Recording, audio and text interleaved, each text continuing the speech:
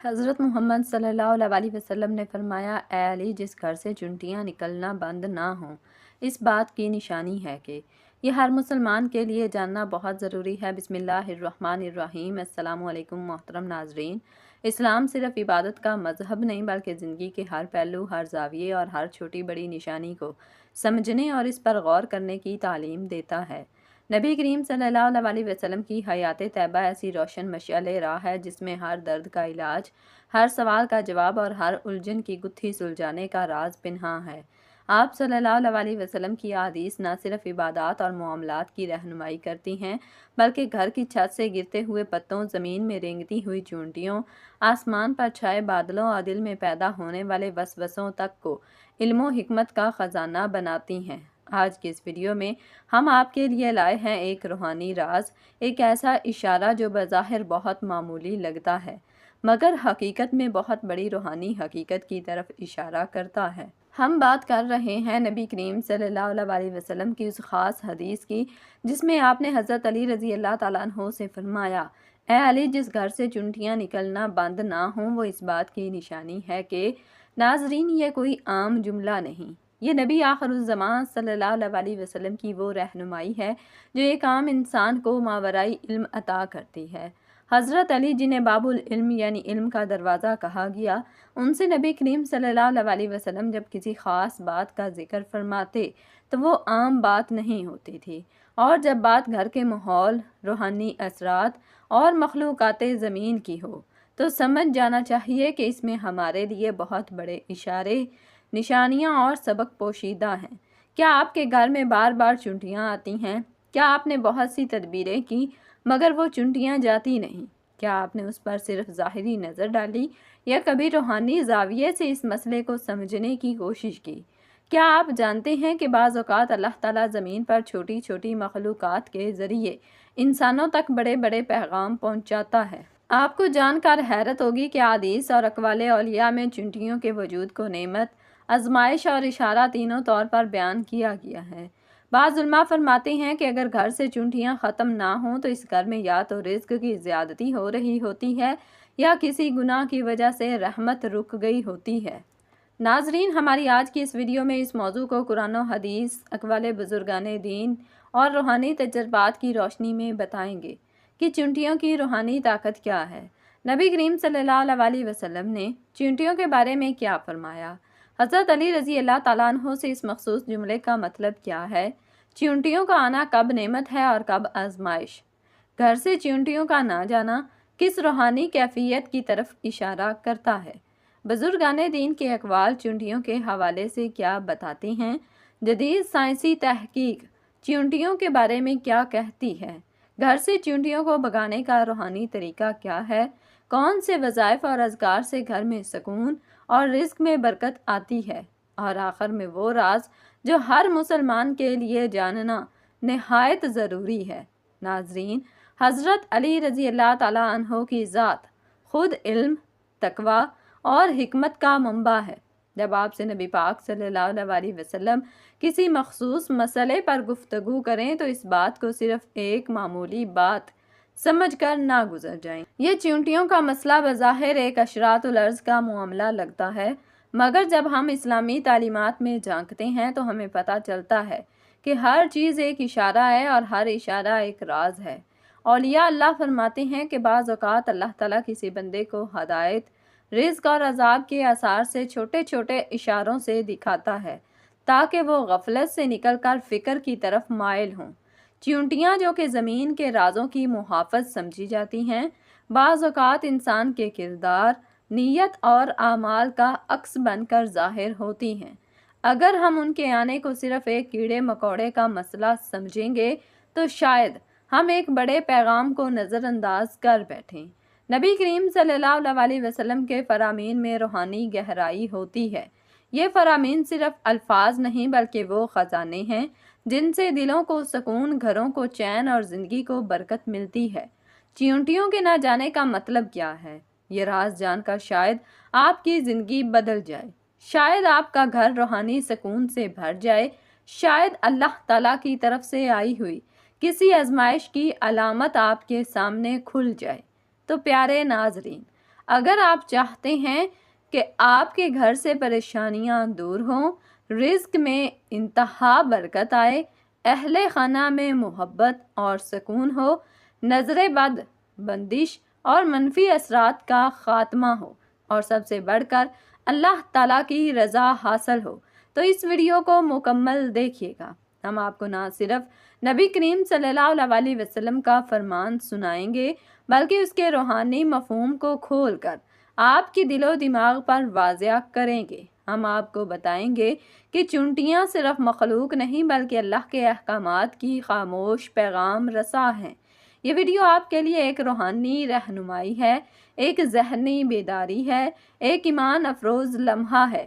اسے مکمل دیکھیے، اپنے گھر والوں کے ساتھ شیئر کیجیے تاکہ ہر مسلمان اس چھوٹے سے لیکن عظیم راز کو جان سکے۔ اور آخر میں ہم آپ کو بتائیں گے ایک ایسا مجرب روحانی عمل جس سے گھر کی فضا پاک ہو جائے، برکتوں کا نزول ہو اور چیونٹیوں سمیت ہر طرح کی غیر ضروری مخلوق کا حمل ختم ہو جائے۔ ناظرین، چیونٹیوں کی روحانی طاقت کیا ہے؟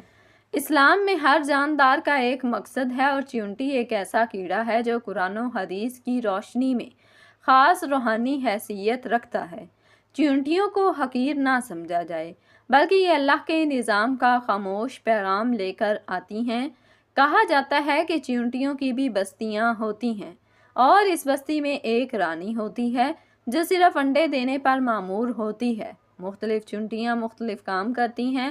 اس میں بہت سی ایسی چیونٹیاں ہوتی ہیں جو کہ بہت محنت کش، جفا کش اور دور بین ہوتی ہیں، اور کبھی بھی کسی کام کو ادھورا نہیں چھوڑتی۔ کہا جاتا ہے کہ انہیں طوفان اور بارش وغیرہ کے آنے کا بھی پہلے سے علم ہو جاتا ہے، اور یہ آپس میں ایک دوسرے کو خوب پہچانتی ہیں۔ راستے میں رک رک کر ایک دوسرے سے گلے ملتی ہیں۔ قرآن میں سورۃ النمل یعنی چیونٹی کا ذکر موجود ہے۔ اس سورت میں حضرت سلیمان علیہ السلام کا واقعہ موجود ہے، جب ایک چیونٹی نے اپنی قوم کو سلیمان علیہ السلام کے لشکر سے بچنے کی ہدایت کی۔ سورہ نمل آیت نمبر 18۔ یہاں تک کہ جب وہ چیونٹیوں کی وادی میں پہنچے تو ایک چیونٹی نے کہا، اے چیونٹیوں، اپنی بلوں میں داخل ہو جاؤ تاکہ سلیمان اور اس کا لشکر تمہیں کچل نہ دے اور انہیں خبر بھی نہ ہو۔ حضرت سیدنا سلیمان علیہ السلام کا لشکر جب گزر رہا تھا، چیونٹیوں نے ایک دوسرے کو آواز دی۔ چیونٹیوں کا ایک کمانڈر باہر آ گیا اور بولا، اے چیونٹیوں، اپنے گھروں میں داخل ہو جاؤ، سلیمان علیہ السلام کا لشکر گزر رہا ہے۔ چیونٹیوں کے پاس کون سی طاقت تھی، کیونکہ دنیا میں کوئی بھی مائکرو فون تو نہیں تھا۔ چیونٹیوں نے کس طاقت کے ذریعے حکم دور تک پہنچایا کہ اپنے گھروں میں چلی جاؤ؟ حکم پیغام کتنی دور سے بھیجا گیا؟ کیونکہ ذرا سیدنا سلیمان علیہ السلام کی فوج کا حجم سائز تصور کریں کہ ان کی ساری فوج قالین پر پوری آ جاتی تھی اور قالین ہوا میں اڑتا ہی چلا جاتا تھا۔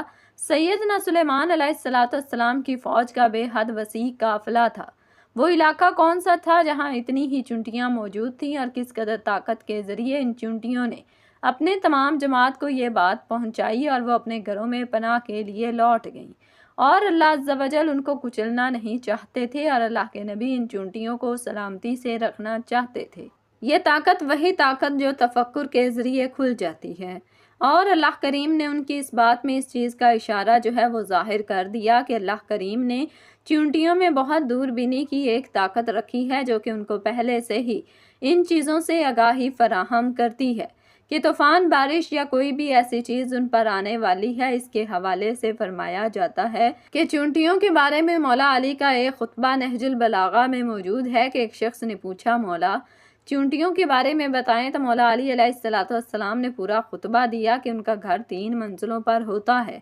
ایک منزل میں کھانے کا سامان رکھتی ہیں، اور ایک جگہ ملاقات کا کمرہ ہوتا ہے، اور ایک آرام اور سونے کا کمرہ ہوتا ہے، اور یہ برسات سے پہلے اپنے کھانے کا سامان جمع کر لیتی ہیں۔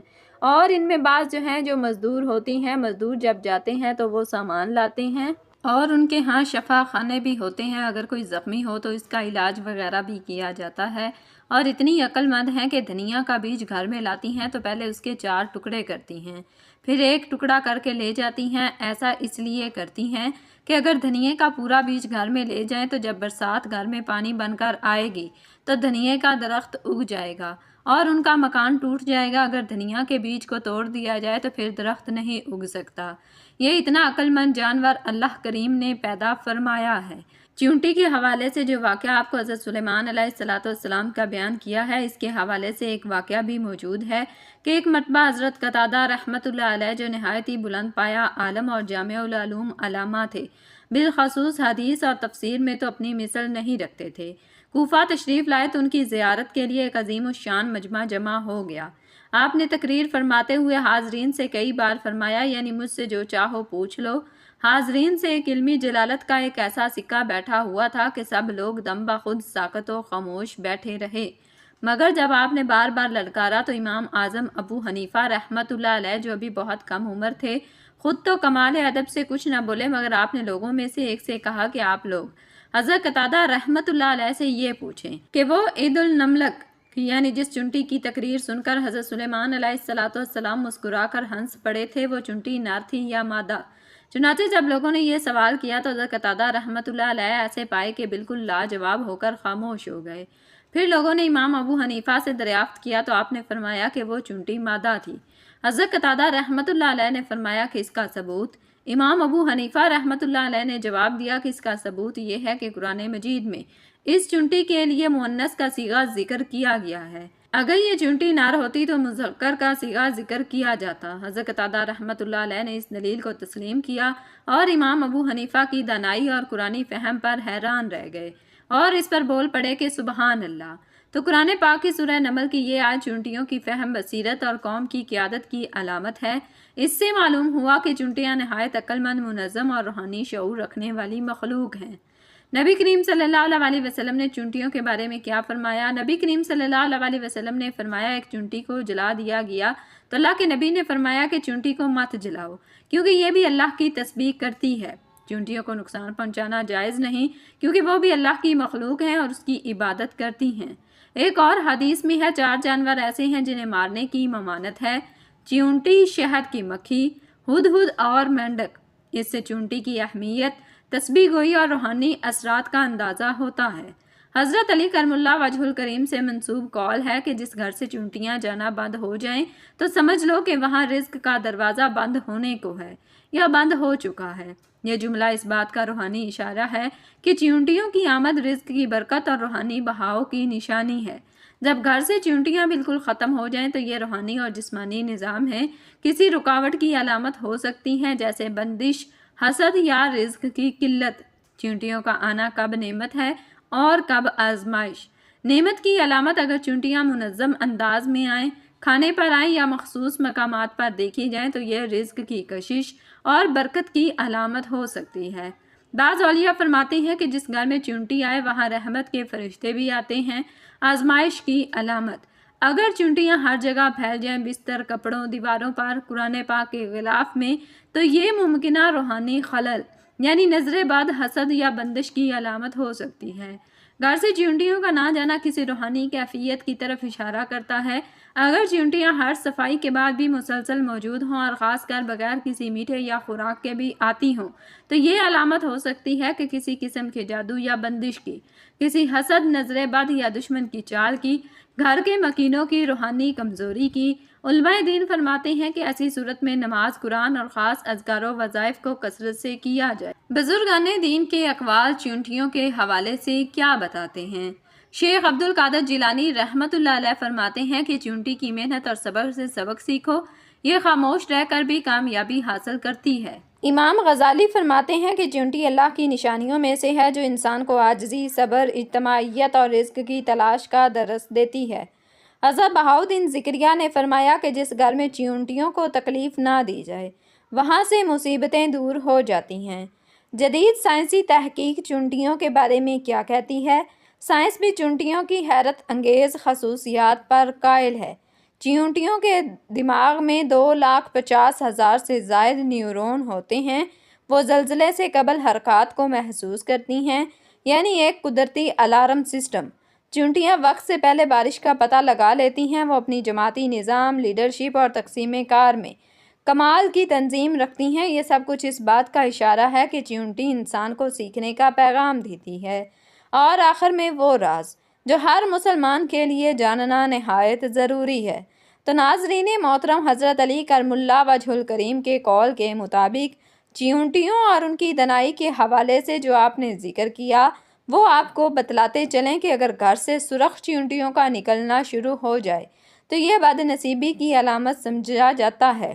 گھر میں سرخ چیونٹیوں کا مطلب ہے کہ دولت میں آپ کو نقصان ہونے والا ہے۔ تو اگر کہیں سے ایسی چیونٹیاں نکل آئیں تو پھر گھر سے چیونٹیوں کو بھگانے کا روحانی طریقہ کیا ہے؟ اگر چیونٹیاں آفات کی نشانی ہوں یا آزمائش کی صورت میں ہوں تو انہیں مارنے کی بجائے روحانی انداز اپنائیں۔ سورہ نمل کی تلاوت روزانہ کریں، چیونٹیوں پر دم کیا ہوا پانی چھڑکیں۔ سورہ فلق، سورہ ناس، آیت الکرسی اور سورۃ النمل کی آیت نمبر 18 چیونٹیوں کو شکر یا آٹا کسی درخت کے نیچے رکھ دیں اور دعا کریں، کیونکہ چیونٹیوں کو اللہ کریم نے دنائی عطا فرمائی ہے۔ تو چیونٹیوں کے بل کے پاس بیٹھ کر اللہ کا ذکر اور اذکار کیا جائے اور انہیں اس چیز کی طرف اشارہ دیا جائے، اللہ کریم نے تمہیں جو دانائی عطا فرمائی ہے تمہیں اس کا وسیلہ دے کر کہتے ہیں کہ اس گھر سے کہیں دور اپنا بل بنا لو۔ کہا جاتا ہے کہ وہ چیونٹیاں وہاں سے چلی جاتی ہیں اور اپنا بل جو ہے وہ کہیں اور بنا لیتی ہیں، کیونکہ اللہ کریم نے ان کو یہ دور بینی جو عطا فرمائی ہے کہ وہ اپنے کسی بھی کام کو ادھورا نہیں چھوڑتی، بڑے سے بڑے کام کو بھی دھیرے دھیرے ختم کر لیتی ہیں۔ جب آپ ان کو یہ بات کہتے ہیں تو اللہ کریم کے حکم سے وہاں سے چلی جاتی ہیں اور آپ آنے والے نقصان سے بچ جاتے ہیں۔ چیونٹی کو مت مارو بلکہ اس کے آنے کے پیغام کو سمجھو۔ کبھی یہ رزق کا پیغمبر ہے اور کبھی روحانی الارم۔ جس نے اس راز کو جان لیا وہ زندگی کی الجھنوں سے نکل آیا۔ روحانی دنیا خاموش ہوتی ہے لیکن اس کے اشارے بڑے واضح ہوتے ہیں۔ چیونٹیوں کا آنا جانا، ان کا مخصوص طرز عمل صرف ایک اتفاق نہیں بلکہ یہ روحانی دنیا کی بات چیت ہے۔ اگر انسان اسے سمجھے تو اپنی زندگی میں کئی الجھنوں سے بچ سکتا ہے۔ اگر چیونٹیاں آ رہی ہیں تو غور کریں، کیا آپ کے گھر میں رزق آ رہا ہے؟ کیا دل کا سکون ہے؟ کیا عبادت کا ذوق بڑھ رہا ہے؟ اگر ہاں تو یہ چیونٹیاں آپ کے لیے رحمت کا راز ہیں۔ اگر چیونٹیاں پریشان کر رہی ہیں تو پھر سمجھے کہ روحانی اصلاح کی ضرورت ہے۔ ذکر الہی، صدقہ، درود شریف اور قرآن کی تلاوت کو بڑھا دیں۔ اللہ کرے ہم سب کو روحانی آنکھ عطا ہو جو چیونٹی جیسے معمولی کیڑے میں بھی اللہ کی عظمت دیکھ سکے۔ دعا ہے کہ اللہ تعالیٰ نیکی کی بات کو سننے، سمجھنے اور اس پر عمل کرنے کی توفیق عطا فرمائے۔ میرا سنانا اور آپ کا سننا اپنی پاک بارگاہ میں قبول و منظور فرمائے، آمین۔ ناظرین، گزارش ہے کہ اللہ تعالیٰ کے 99 ناموں میں سے کوئی ایک نام لکھ کر کومنٹس میں ضرور شیئر کریں۔ اللہ تعالیٰ ہم سب کا حامی و ناصر ہو، آمین۔ السلام علیکم ورحمۃ اللہ وبرکاتہ۔